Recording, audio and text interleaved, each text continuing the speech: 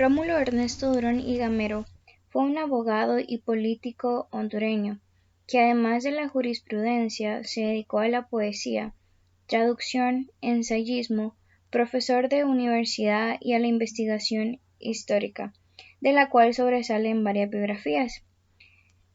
Rómulo Durón nació el 6 de julio de 1865 en Comayagüela y falleció el 13 de agosto de 1942 en Tegucigalpa.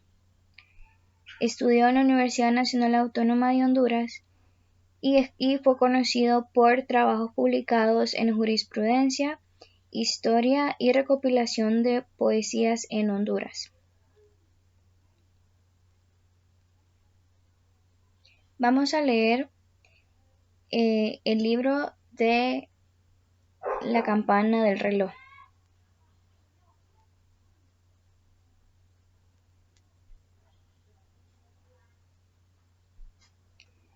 Buenos días, abuelita.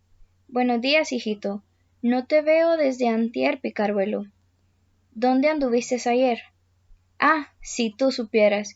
Si me ofreces no disgustarte, lo sabrás. Vamos, chiquitín, habla. No me disgustaré, pero si mereces castigo lo recibirás. No te referiré un cuento, como hago todos los días que vienes a saludarme. Tú dirás, abuelita, cuando me hayas oído, pero si has de castigarme que sea de otro modo, porque el cuento no renuncio. Antón se acercó cariñosamente a la viejecita, que sentada en su butaca recibía el sol de la mañana frente al jardín, contemplando las flores y gozando en oír cantar los pájaros y en verlos volar alegremente de rama en rama. Antón le ciñó la cintura con un brazo y le dio un beso en aquella frente serena y apacible, enmarcada por una cabellera blanca como la nieve, partida en dos alas que remataban en dos brillantes trenzas. Oye, nana Mercedes, abuelita querida, ayer no vine porque era jueves de Corpus, y se me antojó subirme a la torre del reloj a repicar con los muchachos, mientras la procesión iba de altar en altar. Y verás, cuando la procesión concluyó quise quedarme solo, para ver lo que decía un letrero que advertía en la campana. Ya tú sabes que soy muy curioso. El sacristán llegó a poco y le expresé mi deseo. Quiero ver las letras que están al otro lado de la campana, le dije. Las de este lado ya las vi. El sacristán me miró, sorprendido, porque no hay baranda al lado exterior de la torre. Luego se sonrió y me dijo, yo te las diré, pero no te aventures, porque puedes caerte y te harás pedazos. Se agarró de una barra de hierro de las que sujetan la campana, y quedó así en el aire dictándome las letras. Entonces me entró un miedo espantoso, temí que se rompiera la barra o que él perdiera el equilibrio, expuesto como estaba a un vértigo por la altura, y yo tendría la culpa de la desgracia que le ocurriera. Pero todo salió con fortuna y pronto estuvo el amable sacristán dentro del campanario, libre de todo peligro. Ya ves, abuelita, si temería disgustarte con este relato. Ah, muchacho, muchacho. Pero, ¿y bien? ¿Qué decía el letrero por el cual expusiste al sacristán? Mira, aquí lo tengo escrito. Año de 1778. Don Luis de Rivera, alcalde de esta villa de Tegucigalpa. La viejecita suspiró y dijo, «¡Qué historia! Y qué coincidencia. De eso mismo iba a hablarte ayer, porque al oír sonar tan alegre la campana del reloj, me acordé de lo que esta campana me referían en mi niñez, y que es una historia triste, y figura en ella también un jueves de Corpus. ¿Te has fijado en que la campana del reloj tiene voces muy melodiosas y cuando repican con ella todo es un desbordamiento de alegría? ¿Y te has fijado también en que alzó el brazo en dirección a la parroquia? ¿Oyes? Doblan y doblan con la campana del reloj. ¿Quién habrá muerto? Dios le haya perdonado. Fíjate, ¿oyes qué voces tan lastimeras las de esa campana? Voces que semejan un ruego profundo, un lamento desgarrador. Pues bien, yo sé la historia de todo. Yo sé por qué esa campana suena con tanta alegría cuando con ella repican, y por qué suena con tanta tristeza cuando con ella doblan. Debería castigarte, negándome a referírtela, pero vamos, espero no volverás a portarte mal con el sacristán, conmigo ni con nadie. Siéntate a un lado en esa banqueta de madera y escucha. Entre las jóvenes que en ese año de 1778 eran la gracia y encanto de Tegucigalpa, había dos que rivalizaban en belleza y virtudes, Clara de Santa Cruz y María Teresa de Aguayo y Rivera. Las dos eran descendientes de familias principales. La primera contaba entre sus antepasados a de Miguel de Santa Cruz, teniente general de alcalde mayor que fue de Tegucigalpa por 10 años y teniente de gobernador y capitán a guerra de Olancho el Viejo por igual o mayor número de años. La segunda era sobrina de Luis de Rivera, que acabas de nombrar, quien era hijo del capitán de Antonio de Rivera, poblador de la ciudad de la Nueva Segovia. Ambas eran considerable fortuna, aunque era mayor la de Clara. Sin embargo, sus riquezas no se tomaban en cuenta al tratarse de ellas. Su hermosura y sus prendas morales valían más que todo. Pero sí en cuanto a lo moral, la una no cedía a la otra. Eran bellezas muy distintas. Clara era blanca y pálida, sus ojos grandes y soñadores derramaban un resplandor suave y tranquilo como el de un rayo de luna. Su cabellera larga, opulenta y fina parecía un jirón de las sombras de la noche y hacía resaltar la blancura de su faz. Su boca parecía un botón de rosa a medio abrir y modelada como para la oración. María Teresa era trigueña y encendida. Sus ojos negros y vivos tenían de la obscuridad de las tinieblas y de los rayos del sol al mediodía.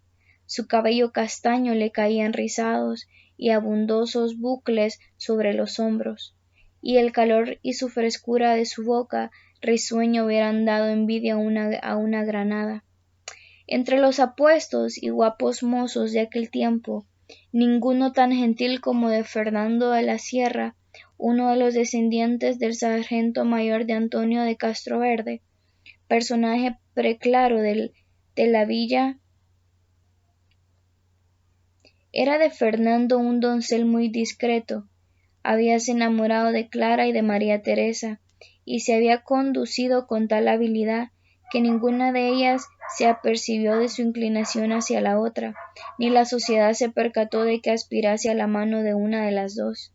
Nada, es verdad, le había dicho a Clara, pero siempre que encontraba su mirada, ya en la ermita de la Concepción, a la hora de misa mayor, ya en el paseo a las orillas del Guaserique, sus ojos le habían revelado lo bastante para que ella se hiciese cargo de que la amaba, y estaba ella pronta, como el ave para cantar al rayar del alba, a corresponder a los sentimientos de que aquellas miradas eran indicio. Tampoco había dicho nada a María Teresa, pero cuando estaba frente a ella se sentía turbado. Una oleada de sangre le subía a la cabeza, el corazón le palpitaba violentamente. Luego sentía las manos frías y estremecimientos que a duras penas podía dominar. Y esto no pasaba inadvertido para la niña, y sintiéndose ésta inclinada hacia el doncel, esperaba como lo más natural del mundo, que de un momento a otro sus padres le dijesen que la habían pedido en matrimonio. Pero si se encontraba con las dos, que eran muy buenas y leales amigas, las trataba con tal sosiego y serenidad, que nadie se hubiera dado cuenta de lo que pasaba en su corazón. Esta situación no podía prolongarse. El joven era honrado, tenía sed de amor, y esa sed debía ser satisfecha. Su alma necesitaba de tranquilidad, y era menester obtenerla. Y no quería engañar a ninguna de las dos. Era preciso tomar una resolución, y luego, si hubiera sido codicioso, habría preferido a Clara, que a su belleza unía su fortuna, consultó su corazón y se decidió por María Teresa. Una tarde se vieron inundadas las calles de la villa por personas de todas clases y condiciones, desde los de condición más alta hasta los de condición más humilde. Todos iban con sus vestidos de gala. ¿A dónde?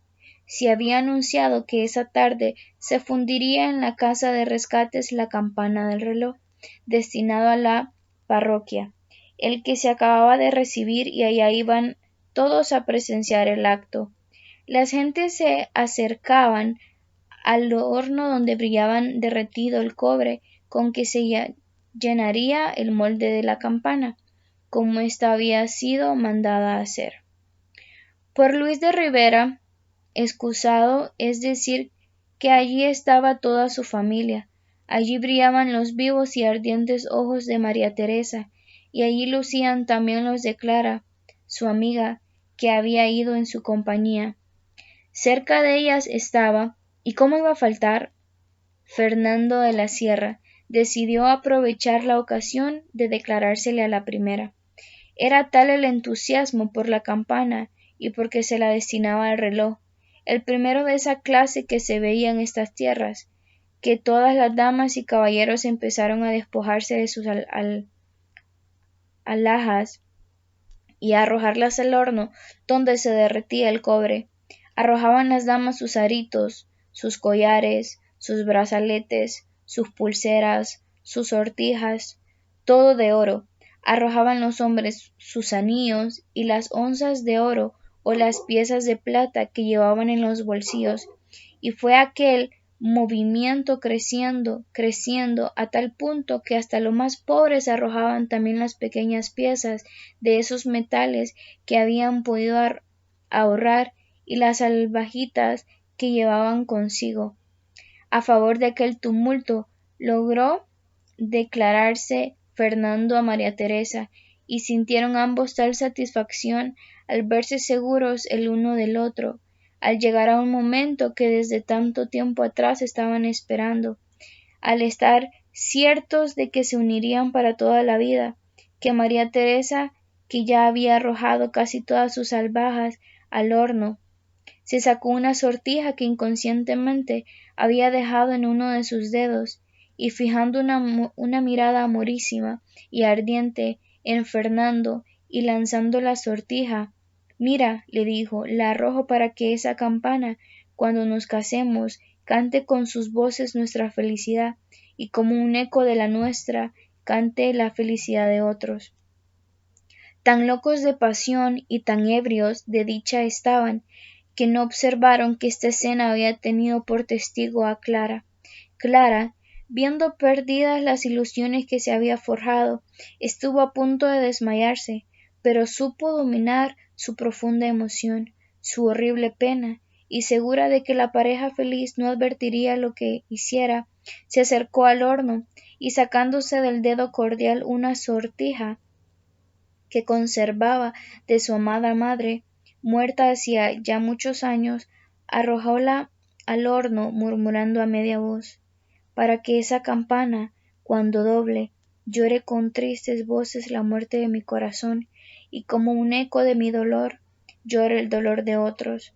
Clara de Santa Cruz no podía, siendo quien era, dar a conocer lo que pasaba en su alma, y no dejó traslucir impresión alguna a los venturosos amantes. Los vio después de consagrada la iglesia parroquial en 1782, llegar al pie del altar y recibir la bendición nupcia del obispo Francisco Antonio de San Miguel, y oyó el alegre clamoreo de las campanas que celebraron tanta dicha, resaltando entre las notas melodiosas de la campana del reloj. Y la campana, desde entonces, celebrando dichas, parece loca de alegría, pero el corazón de Clara no podía resistir a tanto, y al estar de regreso en su casa, se creyó sola y abandonada de la providencia, y cayó desvanecida en su lecho. Cuando despertó o pareció despertar, se comprendió que había perdido la razón. Con los ojos casi desencajados y mesándose la hermosa cabellera, gritaba como si viera algo allí cerca. La sortija de mi madre, la campana, doblará, sí, doblará por mí. Desde entonces, cada vez que repicaban con la campana de reloj, se repetía el acceso, y si doblaban con ella, se la veía sonreír y hasta se le creía en su juicio. Un jueves de Corpus oyó los repiques de la misa y de la procesión, y cayó para no volver a levantarse más. La enterraron en la parroquia con su traje blanco. María Teresa y Fernando lloraron su muerte, pero nunca se imaginaron cuál fue su causa. Ni María Teresa estaba al corriente de que Fernando se hubiera enamorado de Clara, ni Fernando era pretencioso para pensar que la elección de otra había roto el corazón y la vida de Clara. Y la campana del reloj clamoró, lamentando la muerte de la infortunada y hermosa doncella, y desde entonces son sus voces más tristes cuando con ella doblan. Así, mi querido Antón, los que dicen que los tañidos de esa campana son tan conmovedores para alegrar o entristecer, porque son muy melodiosos, y que son muy melodiosos porque está muy bien fundida, o porque hay en ella mucho oro y mucha plata, no saben lo que dicen. La verdad es la que te digo, la verdad es que el cielo quiso corresponder a los sinceros votos de las dos amigas, permitiendo que la campana sonara por María Teresa con arrebatadora alegría y con tristeza profunda por Clara.